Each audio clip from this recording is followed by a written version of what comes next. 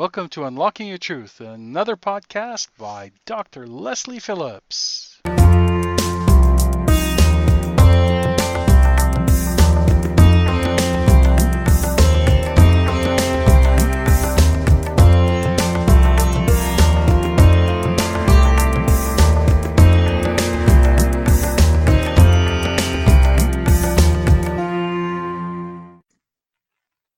Well, hello everyone, and welcome to tonight's edition of Unlocking Your Truth with Dr. Leslie and Corey. Hello, everyone. And as you know, Unlocking Your Truth is a talk show all about metaphysics and spirituality. We love anything to do with the intuitive and the spiritual. And of course, tonight is no exception. We have a wonderful guest who's going to be helping us to explore intuition and trusting that little voice inside, and also how to make the most out of creating your reality. And without further ado, I'm going to introduce our guest. First of all, after saying that, of course, we are broadcasting on the unceded territory of the Stolo Nation on 101.7 FM across the Fraser Valley. So tonight's guest is a delightful man. I met him about a month ago at a writing event, and he writes these amazing novels about many different things, and we'll hear about them. But one of the threads going through them is the legends of the First Nations people and shamanism and all sorts of things like that. So we're going to pick his brains about storytelling of a mystical nature. So his name is Frank Talabar, and he was born in Beaver Lodge, Alberta. And his bio is very flourished with literary references. So he says, well, the claim to fame is a fox with flashing eyes in the only pub. Yeah, big place. Yeah. That's why his family left when he was knee-high to a grasshopper and moved to Edmonton. And eventually, he got tired of 10 months of winter and 2 of bad slush, and he moved to Chilliwack, which is where he lives now. And he loves it because there's cedar trees and he can cut the grass 9 months of the year, and it only snows once or twice. He's also spent most of his life fixing cars, and but his passion is really writing. He's also been involved, and I'm going to ask him about this as well, in a series of self-development courses as a team leader called the Context Series of Self-Development. But like I said, his passion is writing, and over the years he's been shortlisted in contests, and he's had short stories published, and he's also had a series of novels published as well, and he does all sorts of writing for magazines and blogs, and so many things to list. And the genres that he writes, they include urban fantasy, thriller, crime, romance, science fiction, erotica, comedy, but they also include spiritual. And I think that many times he weaves a number of those themes together in his books. And so I could go on, but I think that what I will say at this point is welcome to the show, Frank. Thank you, Leslie. It's a pleasure to be on your show. An honor, actually. Oh, it's a delight. It's a delight to have you. And I so enjoyed our conversation that we had about a month ago. So I really wanted to get you on the show.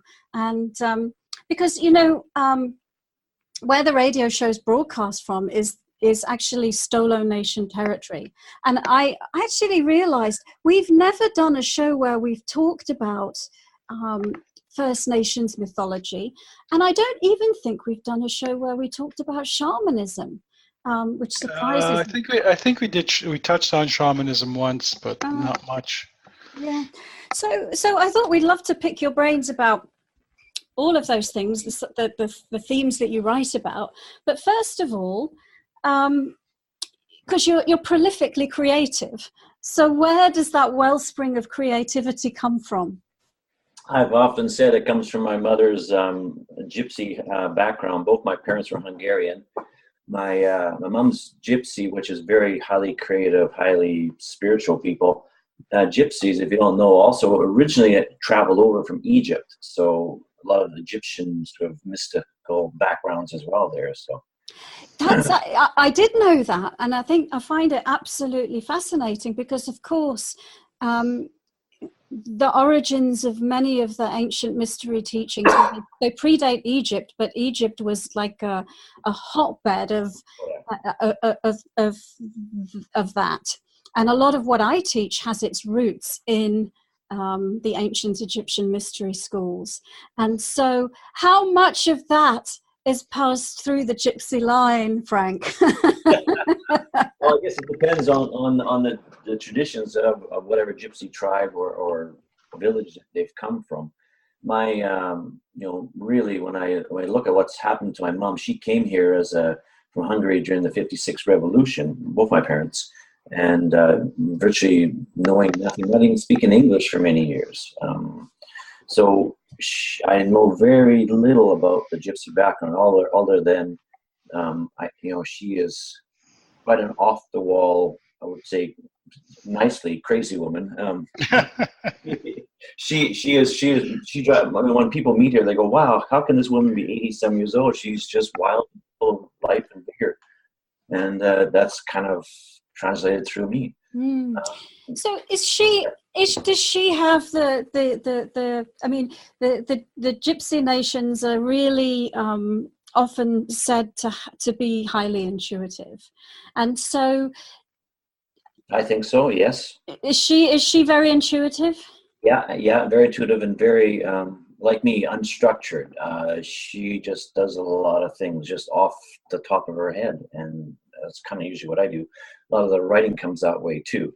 I think one of the questions you kind of gave me is does intuition kind of go with my writing? And I say yes, because often I will just go into stores or and looking for an idea, or even books, like all the research. I was on another talk show, and what they actually asked was, if you're First Nations, why do you write about it? I go, well, it all springs from what sort of talks to me intuitively.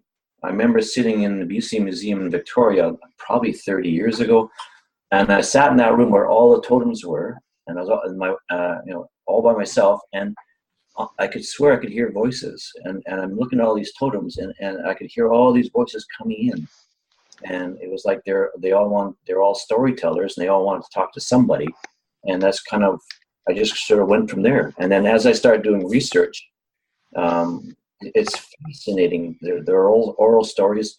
As I told the other guy, what happens eventually is it all becomes mythology. That's how oral stories and legends and stories, the Romans and Greeks, becomes mythology, is that other people, other nations take those stories and blend them into books, novels, and that's kind of how it all evolves. Yeah. In fact, the most ancient stories end up emerging in many different cultures, don't they? Correct. Yes. Evolution over decades and hundreds and thousands of years sometimes. So yeah. Interesting. Like, I know with Leslie, it's the same thing, but authors like J.K. Rowling were said to have sort of, she got the first Harry Potter book when she was, or I think the whole series almost, when she was riding on a train to London, and it just laid out in front of her eyes. Is this how you write as well, or is this how it comes to you? Absolutely. That's quite true. I don't know about all writers, but I know I do. I will sit there. What I've said to many people is that what I do is I'll take a story idea and I'll just sort of put it away in my head, trusting that it's going to come out. And I'll work with it a little bit, but then just let it sit there in the subconscious. And eventually what happens is, and hopefully I've got pen and paper in my hand, because when it comes out, I'll just start writing, and I can usually get a whole short story sometimes will come out in one sitting, like just boom, all and intact, complete. Yeah.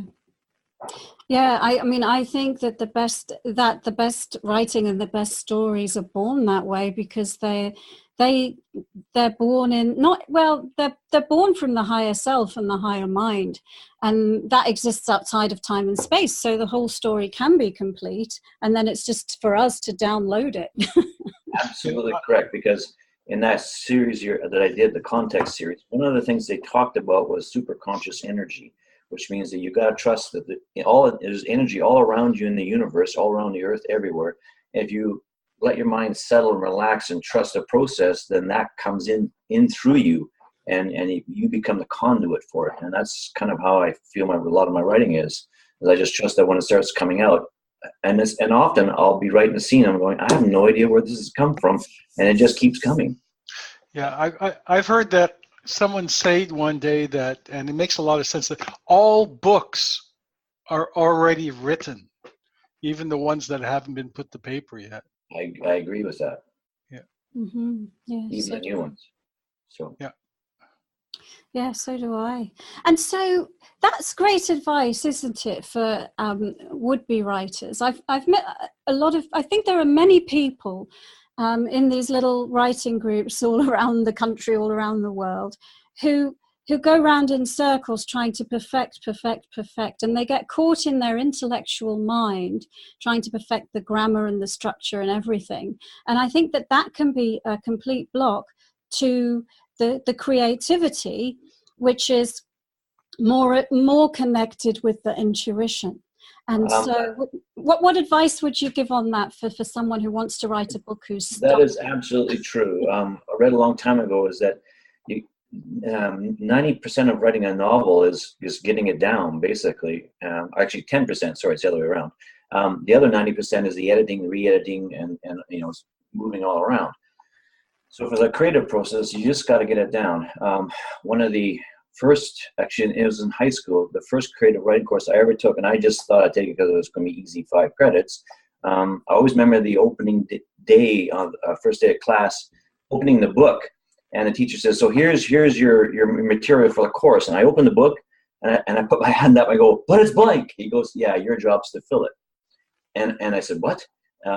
So the whole idea of the process that he was trying to instill is that you spend 15 minutes writing whatever came to your head, because he's trying to establish writing flow, which is in essence getting in touch with that super conscious energy of the universe.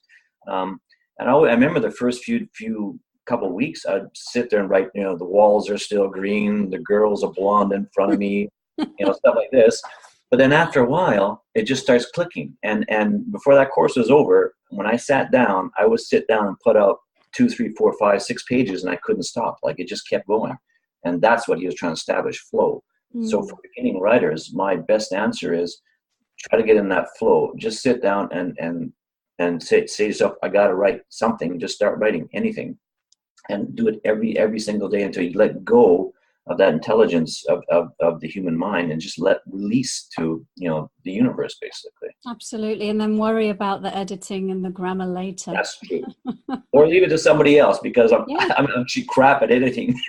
So I have editors, and my wife's very good at editing, so I'll get it all down, kind of get it where I think is perfect in a storyline or a book or a novel or a blog, and then give it to her and say, here, you work on the fine print, because I'm lousy at that. So what other qualities, Frank, do you think really are within you that make you successful as a writer? What does a writer need to be successful besides allowing that flow to happen?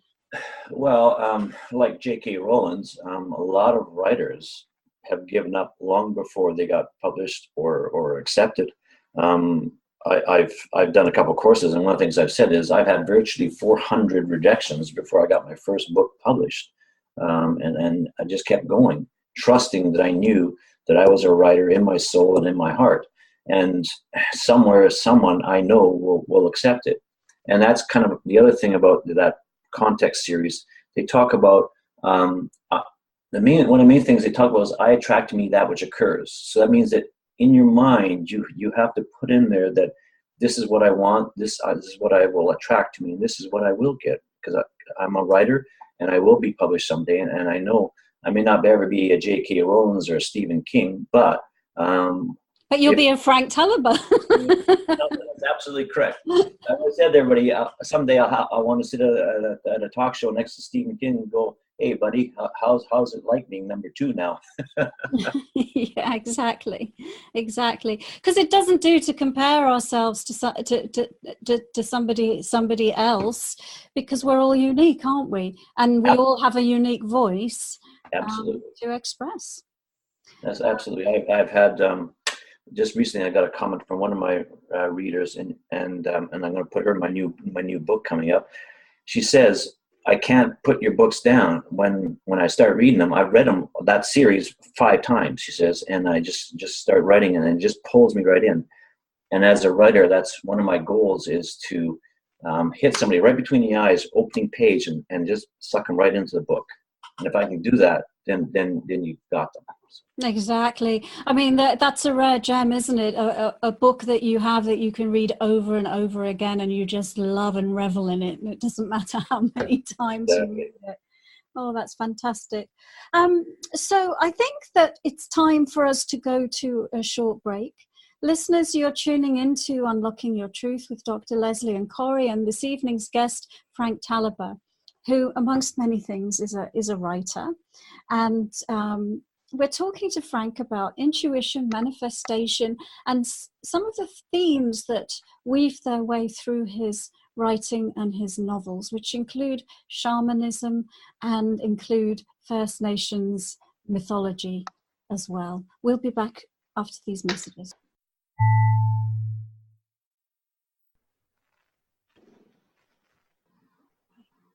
So welcome back, listeners. You're tuning in to Unlocking Your Truth with Dr. Leslie and with Corey. This show just makes me want to write. Does it? Well, that's fantastic. Do you think you've got a book? That's the idea. Do you think you've got a book in you, Corey? So listeners, this evening we're chatting with Frank Talaber. And before the break, Frank was telling us about his approach to manifestation and how it's so important to believe in yourself. And we were talking in the context of being a writer, and that Frank, like many other writers, had hundreds of rejections before his first novel was taken up by a publisher. That's not a uncommon story. And so as a writer, you must have to trust your inner voice a lot, like that, and just be courageous and persevere, and in order to keep going. Was it tough when you kept getting those rejections? How did you cope with it? It is, but I remember reading a quote somewhere. Someone had quoted and said that's one closer to the acceptance, and I just keep holding that vision. Yeah, it is. And some days when you really, there was one point about 10 years ago, I was down to the last 2 people to be accepted for this book, this and another book at HarperCollins. And they took the other one instead, the one about the golden spruce tree, which, that was probably the biggest heartbreak I ever had, because they had to go through a whole panel of readers, and it was not an easy process for them to decide who to take. So they took the nonfiction book instead of mine, which, that was probably the biggest blow I had. But I said, you know what, it's not meant to be, and just trust the process that I got to keep going. So, and I did. So tell us more about this self-development course that you were a teacher of, and how has that helped you and informed your writing and helped you to... In many ways, the Context series was all about getting what you say you want out of life. So they make you look at, like I said, I think I said before, how I attract to me that which occurs. So you have to first of all, establish kind of what it is that you want with your life and who you are as a person, and what your needs and your desires are. Because there are some, everybody has certain needs that they have to have fulfilled in their lives. So once you understand what those are, then you can make a vision as to what you need to get that, because you will get that constructively or destructively in your life. So you have to look at both of those aspects. They also look at your context, how you view the world. Everybody looks at the world differently. So when someone's on stage, there's 30 people there. The 30 people are seeing a 30 different guy 30 different ways. And it's all around your own context of how you view life or view that person. So they help you. That course helped me shape my viewpoints, why I see what I see, and then how I can change that then to see things differently if it's not being constructive or advancing my life. I can see how that might also inform your writing, because as a writer with many characters in your books, I imagine that you have to put on a different filter depending on which character's perspective is coming through.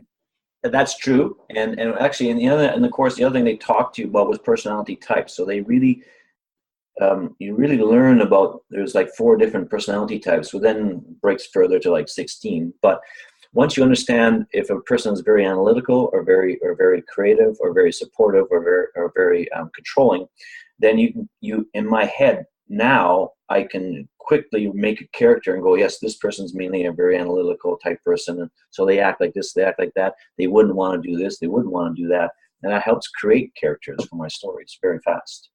And characters that I imagine people can identify with, because either that it's like they are, or exactly. It's like somebody that they know. Yeah, exactly. And yeah, I mean, it also helps too then when I'm dealing with a person in real life, a customer or just anybody I meet. I start talking to them, and very quickly I can kind of figure out, okay, I think this person is very supportive just by the way they're talking, so I need to talk to them more about certain things, or not at all. So.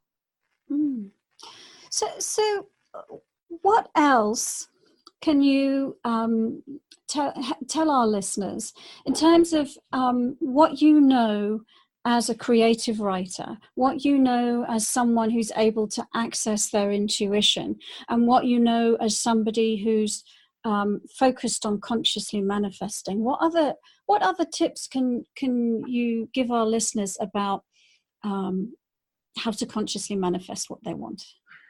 I think trusting the process is probably the biggest thing.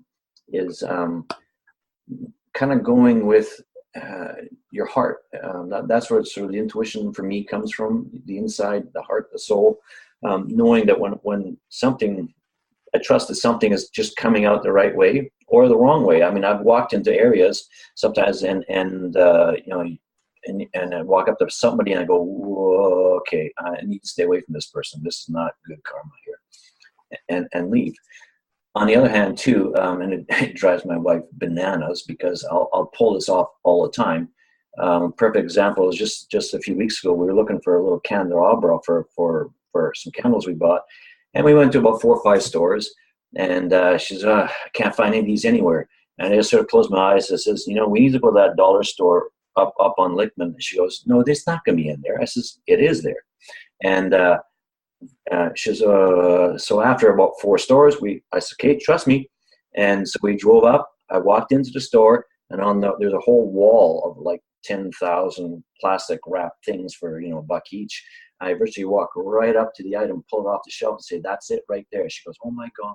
She says, "You've done it again." And I do that all the time. So it's once you kind of get used to doing things intuitively, just trust that it will happen. And where it comes from either in here or in touch with the universe. That's the only way I can explain it. Yeah, that sounds like Corey. He's got a few stories like that. Haven't you, Corey? I do. Yes, you're always manifesting things that you need like that. Oh yeah.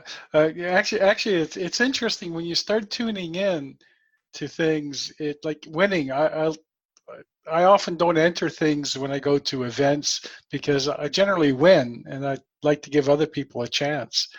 And it's like there's just a contest online, and they were giving away a few prizes, so I entered. And what I was looking for was some information on SEO, search engine optimization. So what did I win? I won an $800 course on search optimization, search engine optimization. And there was all kinds of things there that you could win, but that's You won the thing that you needed, right? Yeah, exactly. I actually just this weekend, same thing for me. Wife and I and a friend went to a casino, and we don't go there often, but once in a while just have some fun and play a little bit. So I had these two $5 gift certificates for spending money at slot machines. So I went there, and in that they gave me another $10 free, so I got $20. So I sat down, I walked around, and trusting the intuition, I sat in front of 3 machines for maybe 10 minutes altogether. At the end of the night, after those 10 minutes, I walked out with $450 in my pocket. Wow. That's fantastic. And then after that, I said, that's it, I'm done. We're going to go dancing now. That's the way I know what you're talking about. Yeah. Oh, very good. So Frank, let's switch and talk a little bit about your books. So you've got this fantasy series called the Still Waters Run Deep Urban Fantasy Series, and I believe there's 3 different books. Yeah, that's correct. Yeah, and it seems to me that what you're doing in those books is you're blending the mysterious and the mystical. You're weaving, you're taking modern life and interweaving it with legends and pastime beliefs. Is that accurate? That's very accurate. I think the broader term of this genre is called urban fantasy. Yeah, it kind of means the same thing. It's a blend of today's life and living in the cities with the mystical that's all around us that a lot of people don't realize is there. Yeah, so the ancient and the modern. Correct. And why are and shamanism as well seems to be a big theme. So why are these themes so fascinating to you? I probably goes back to that gypsy background, because I know the gypsies were very spiritual and very mystical people. I originally trusted coming out to BC as the place where I needed to live, not Alberta, because the whole energy of this whole West Coast is different than basically the rest of North America. And I read that actually years ago also. More in touch with nature and the environment, and because of that, I feel more comfortable about drawing mystical things in, because it just seems to be here all the time. So how long ago did you move here? I moved here in 96. Yeah, I moved here in 98, and I found the same thing. It's like who I was changed by being here. Correct. What I was able to, my intuition opened up big time. My creativity opened up big time. And I heard even Eckhart Tolle say, because I think he moved here in order to be able to write, because the energy here is conducive to that. Yes, true. Actually, and I actually met him before he had his first book published. I belonged to another group called IONS, which is the Institute of Noetic Sciences. Yes. So let's basically they study the woo stuff, and they're trying to figure out scientifically how this works. And so a lot of the times we'd sit there with these people, and Eckhart was one, and talk to different people, and it helps get in touch with what they're finding mystically and spiritually. And it was just fascinating, some of those glances. Yeah, no, I'm familiar with them, and I actually gave a talk there a long time ago. Are you still a member of it, Frank? Or I haven't been, because they mainly meet in Vancouver, and it's right. with traffic now. It's like 2 hours to get in there every night. So, well, it is amazing. We had the last person we interviewed. He was an investment banker called Mark Gober, who'd written a book called An End to Upside Down Thinking. And in that book, he'd collated over 700 scientific studies that show intuition is real. Yes. There's a body of evidence now in the scientific community to support it. And it just tends to be, just like anything that is newly discovered by the human mind, it's all poo-pooed and shunned, until it's not. But he's actually put all the body of evidence into one place, which I think is fabulous. That is neat. Because most people know they say the average human mind, you only use 5% of it. So my question's always been, well, what's the other 95% there for? It's for all the other stuff that we don't most people don't get in touch with, right? No, because we limit ourselves by, well, I guess it's a framework of beliefs and behaviors. And, you know, especially in the West, one of the things that we've done is we've kind of indoctrinated or programmed people just to operate from the intellect. And the intellect's fabulous, but it's a much lower vibration than the intuition and creativity. Corey? Yeah, it's like the Secret, the book, The Secret. One of the things I got from that was very interesting, and it was about when the first ships arrived in North America. Some of the Indians, some of the First Nations people didn't even see the ships because it wasn't in their structure of awareness. They've never seen a ship. They've never seen anything like it. They never seen it. So some of them actually didn't see this. And it's until you open up the awareness that you have within you, it's then when you start seeing all these things. It's like your books. If you sat and looked at the leaves all day and shovel the snow, as you said, enjoyed shoveling the snow, they might not come to you. But it's when you open up that clickness, that oh yeah, like, and your mind starts to go and wander, and it's guided by your spirit, then you start seeing and believing things that you wouldn't have seen and believed before. I absolutely agree with that statement. That's quite true. And do you think books such as yours, in a way, offer open a doorway to help people get back in touch with their deeper origins, or get back in touch with a different way of being that is before this framework of modern life constructed us to be the way we are? I think so, because the way we are now, we think we're the most advanced things around. However, if you were to sit down and probably talk to some of these ancient shamans, if you could, they would probably tell you things that would blow our brain cells apart, right? Because they knew so many other things on different levels we never did. I mean, there's lots of stories where shamans or medicine men, the chief would go to them before an important meeting, and he would say to them, yes, you are going to meet this guy and you're going to have this result. And when they go there, that's exactly what happens. Or he'll say, wait a minute, your missing brother is 5 miles away on this mountaintop. And they would go look for the guy, and he's there because they could see, they know where that person was and what was going on. We short of drone cameras, we can't do that right now. Yeah, it's true, isn't it? For all of our amazing technology, if only we would turn within, we have enormous capacity beyond our imagination inside of us. Yeah, there's lots of books written about Eastern and Western philosophies and the blending together, and if you can throw those two together with then also a lot of the First Nations beliefs as well, it all helps humanity become a bigger, more evolved creature, really. Yeah. So one of the questions I was going to ask you, but I've decided I'm going to answer it myself, which was, are you a shaman? Are you a modern day shaman? And what I believe is that you've probably had many past lives as a shaman.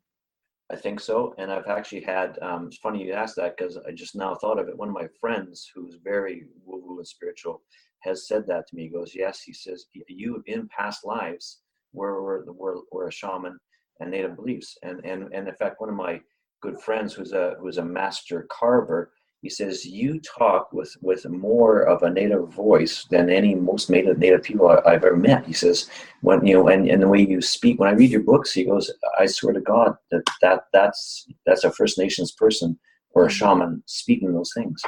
And when I write through the eyes of that one character, the main character of those books, Charlie Stillwaters, it's funny because I will start writing a scene with 1 in 10, and then before I know it, the whole scene's written, but it's completely gone in a totally different direction. And I gotta go, oh man, now what do I do with this? Because he will take me somewhere I've never expected to go. Yeah. But I've done. I feel like almost like he's an aspect of you that you're communicating with. Correct. And I also have first level Reiki. And I've also done a few things shamanistic, I guess you can call it. The best story I got was just recently. Our friend Jean, her brother, came over from Ireland, and he had this voice that you'd hear in his head because his house had a ghost and an evil spirit actually. And he said it just keeps talking to me, and it drives me crazy. So just before we left for holidays, I said to Jean, "Bring him over." I said, "I'm going to do a smudging on him and see what happens." So in the middle of the smudging, I smudged all the others first, and I went to do him. And as I'm smudging him, I'm looking over at my wife and Jean sitting there. I said, "Are you guys seeing this?" And they said, "Yeah." And their mouths both dropped. All the smoke in the room was virtually being absorbed into this guy's body. Wow. And as I'm wafting him with the smudging smoke, it's all going straight into him. And when I was done, that room, there was no smoke in the room. It was all in him. When he left, he sat out in the car with Jean, and he started crying to her. And he says, "You know what? I don't hear any voices anymore." And he was just bawling. He said, "That's amazing." That's so fabulous. Yeah. I'm laughing. I have a client that I could send your way. No, Leslie, don't go there. Yeah. Oh, well, that's an amazing story. Thank you for that. Now, we've got to go to a break again. But then after that, let's talk some more about your current series of books and also your future series of books. Okay. So we'll be back soon, listeners. We've been chatting with Frank Talaber about his writing and his knowledge about many things. We'll be back after these few short messages.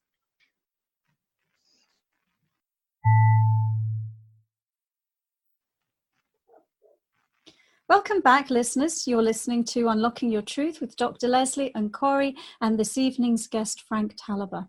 And Frank is the author of a series of urban fantasy books called the Still Waters Run Deep Urban Fantasy Series. And we didn't get, before the break, we didn't get to hear the titles of the 3 books in that series. Do you think you could give us, tell us about a little bit about each of those books? I will. The first one is Raven's Lament. It's based on the true story of the cutting down the golden spruce tree, which happened about 30 years ago on the west coast of BC.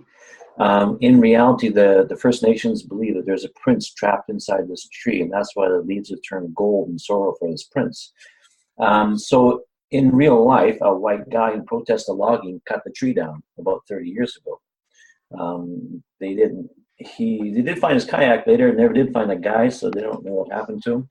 But anyways, in the book, the prince is released, but he's up, and through the course of the book, he's involving an earth spirit. He's been in this tree for 200 years. However, the reason he's trapped in a tree in the first place is Raven. Raven is also released. He wakes up and looks at the world the way it is today and goes, "Oh yeah, this place sucks." Mm-hmm. So a white guy who's a reporter comes over to investigate the story. He meets a native girl, and the two fall in love with each other. With her uncle, who is a shaman, Charlie, end up battling Raven to stop him from changing the world back to the way it was. Hmm. So the second book, yeah. Sorry. I was just going to say, so Raven wants to turn the world back the way it was, and they want to stop him, because I suppose, does back the way it was mean the demise of everyone that's here behaving the way they're behaving? Well, some people might say, "I wish it was back the way it was." They might. That's right. Because he can see it in the book you'll read, where he kind of goes into the minds of a couple of the First Nations people, and he can see how they've been twisted and trapped because of the white man's done to them, and so he does something to try to set that free.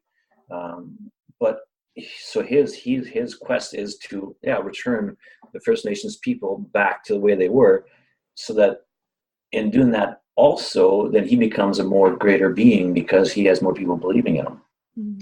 Leslie and I actually watched the movie on that. There was a movie that came out. Remember, Leslie? I can't remember if it was library or at the. It was in the Vancouver Film Festival. Yes, recently. Yes. Yeah. This was a couple of years back that we saw that, but it was a great movie. It was very interesting. the golden spruce, I think it was called. That's right. Yeah. So the I'm sorry. And actually, that book called The Golden Spruce, I can't remember who it was written by. That's the one that got accepted at HarperCollins instead of my book. Oh. And was it going against The Raven's Lament? Or was it a different book?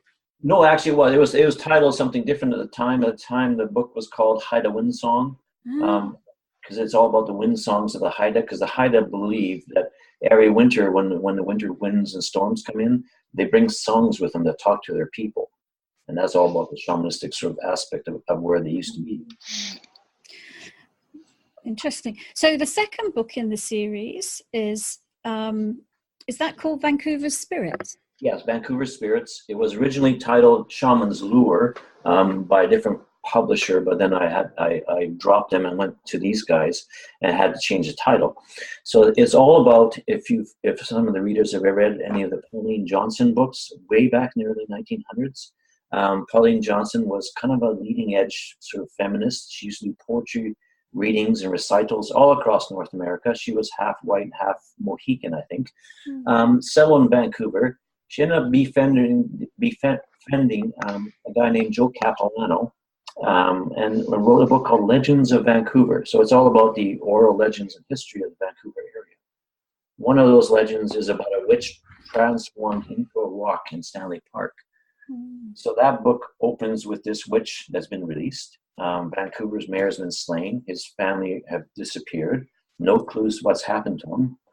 A female detective is on duty late at night, and she's trying to find clues as to what happened. It hasn't any. Charlie Stillwaters shows up in the middle of the night and says, "Lady, the clues are all there. You just got to know what you're looking for." And then he vanishes. So she spends part of the book trying to prove that this guy is real and find him, because he's left clues that he knows what he's talking about. Like all goes together with another plot thread, which is a lot of people say, you go out drinking and you get good and drunk and you don't remember anything you do, but your friends say you did all this crazy stuff. Well, in a bar in Stanley Park, if you go out and get good and drunk, spirits are hanging around and they'll take over your body and use it for whatever they want to use it for, till you sober up. One of those spirits is a former biker, like a Hells Angels type, who's come back for revenge against his mates, and he's the one who has inadvertently released that witch from the rock. So Charlie's been called by the spirits to try to get this witch back into the rock. And that's that whole storyline. That's fabulous. And listeners, there's some truth in that. When you get drunk, you lose your grounding and leave your body, and other things can come in. It's true. And then the third in that series is called Thunderbird's Wake, and you're blending shamanism and modern day forensics. Is that right? That's correct. It's all about Charlie again, who has been told by the spirits he hangs out with that Thunderbird. There's a legend that Thunderbird has actually fallen asleep inside of a human. He's been sort of brainwashed, not knowing that he's actually Thunderbird. So Charlie's been told that Thunderbird is in this jail, and that there's one of the humans. He's waking up. So the former sort of shaman that was there before him kind of disturbed something to wake up Thunderbird, and he's starting to slowly come around. And so that shaman was killed. And I don't know if people know this, but in every prison in British Columbia, you must have a native elder or a shaman of some kind must be there for the First Nations people. That's kind of the law. Didn't know that, no. Yeah. So Charlie basically makes sure all the other forms get all ripped up and gets his way into the prison, because he's the only one on the application, basically. So tied in with all that, as all that's happening, he asks Carol, the detective from the second book, to come join him, because he can't go over to the female side of the prison, obviously. So she's there trying to help, because he doesn't know if it's in a man or a woman, the Thunderbird that's waking up. Carol ends up, they find out she's what's called a justifier. So that means that she seeks justice and everything. And one of the native spirits that's been hanging around at the prison thought Charlie was one to help him, or help her, but it's not. She finds out that Carol's a justifier, and she's had a deep injustice done to her mother. and she has to seek a human to release that. And so Carol ends up helping her get that justice. And those two plot lines are running together. Wow, that sounds fantastic. It sounds amazing. And so the Thunderbird is waking up inside a human. Yep. Tell us a little bit more about the Thunderbird. The Thunderbird is a very powerful native being, probably one of the most powerful ones out there. He has enemies, so when he's starting to wake up, he's also released tendrils of into these other enemies that are awake faster than him, because they know that he's waking up, so they're after him to try to stop this from happening. And then, of course, when Thunderbird does wake up, he's not happy. He's quite angry. So Charlie already knows this, and he's thinking, I've got to find this guy out, or this person out, before this being wakes up, because all hell's going to break loose, basically. So in the First Nations tradition, Thunderbird's a powerful being. What qualities does he stand for? He usually stands for right and justice. Okay. He's not an evil being at all. From what I read of literature of a lot of the First Nations legends and creatures, there are some that are bad news, but most of them are not. Thunderbird is definitely, he's powerful, and he shoots lightnings from his wings. He doesn't seek injustice to anything typically. Raven doesn't either. Raven is kind of like the fox spirit on the prairies. He's just a good-natured person that, Raven's been cursed with an unending appetite, so he just wants to eat all the time, and doesn't get fat, which is nice.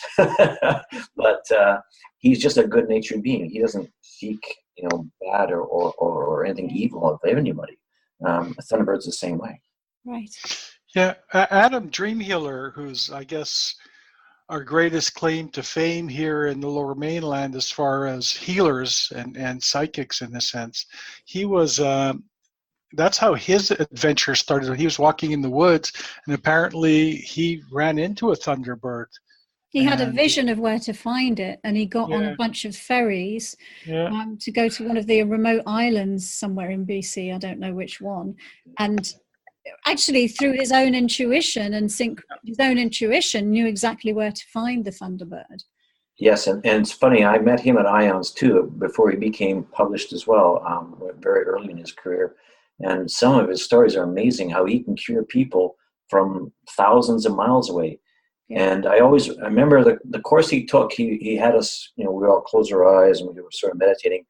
And he didn't say anything, but I remember what he said at the end it was like I had strings attached to all you guys, and when I went to sort of see you guys, I would just shake the strings and wiggle everything, and I remember sitting in there, and all of a sudden I just sort of shook, and I couldn't figure out what was that about. And then he explained it after, like, wow, I felt that. So that's pretty amazing. Yeah. So you are you currently writing a new series, or are you about to have it published, Frank? I am. I'm writing a couple different ones. One is we're just re-editing it right now, so it should be out in the next month or two. It involves Carol, the female detective. She's gone undercover into the Empress Hotel, basically. And the reason I'm starting this series is because I found out that there are more ghosts in all of that Victoria than all of Canada, or virtually any other city in Canada, or probably even North America.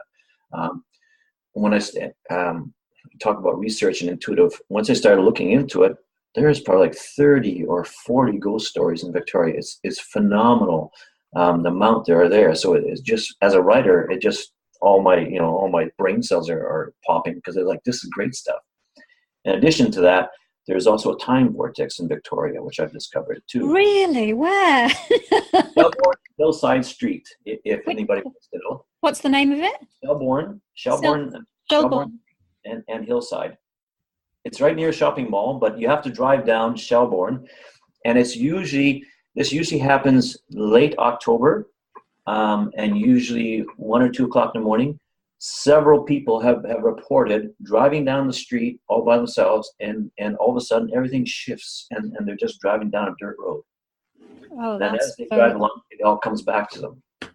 Yeah, it's amazing some of the stories. I lived at the Maritimes for 10 years, and I've stayed in haunted houses in the Maritimes, some bed and breakfasts, and it's very interesting, the energy around these houses. You can't deny, like, I didn't see ghosts or anything like that, but you could feel the energy, the presence of other beings, and they're there. It's real. I have actually seen 3 spirits, but you can feel the energy. We had one, my ex-roommate and I, before I met Leslie, that we had somebody in our house in Burnaby, and he used to just walk the hallway in front of a mirror. It was really interesting because Carolee saw him, my roommate saw him, and I saw him.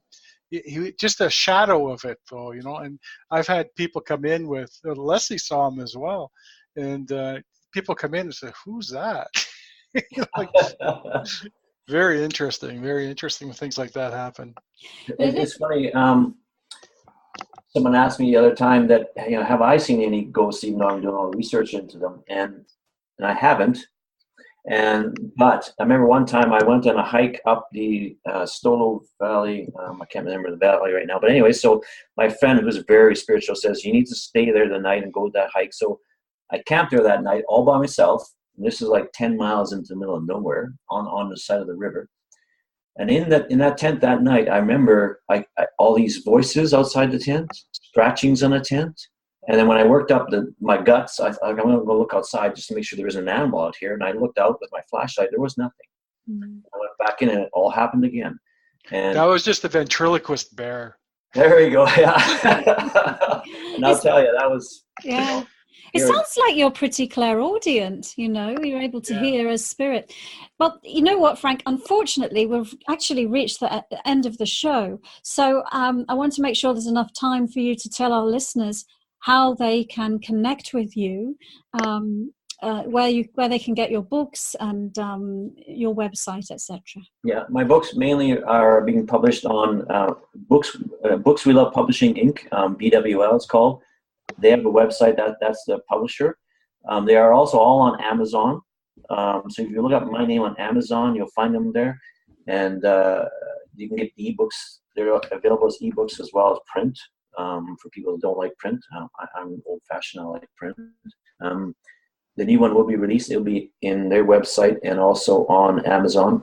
Wix.com is where I have my own website. And I'm also on Facebook as well, so I'm always posting on Facebook. I also do monthly blogs on that BWL Publishing. They have a monthly blog site, so I do a monthly blog in there too. Yeah.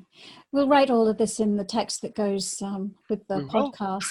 Yeah, but is it Frank Talaber at Wix.com then?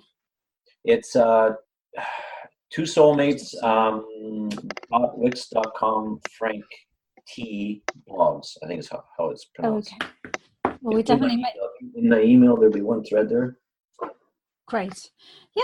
Well, listeners, thank you for joining us this evening. We've had a lovely time listening to Frank tell us the stories he's written and the stories he's experienced himself. So that's been wonderful. Thank you so much, Frank. Same. It's been my utmost pleasure being on your show. Thank you very much, Leslie. Thanks for inviting me. Oh, you're welcome. And listeners, we'll be back same time next week, 7 o'clock Pacific time on 101.7 FM.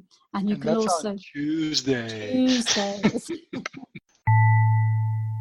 Thank you for joining us. You've been listening to another Unlocking Your Truth podcast by Dr. Leslie Phillips. For more information, go to our website at drlesleyphillips.com. That's drlesleyphillips.com, where you can ask questions or send her an email, and there's many free gifts on there for you as well.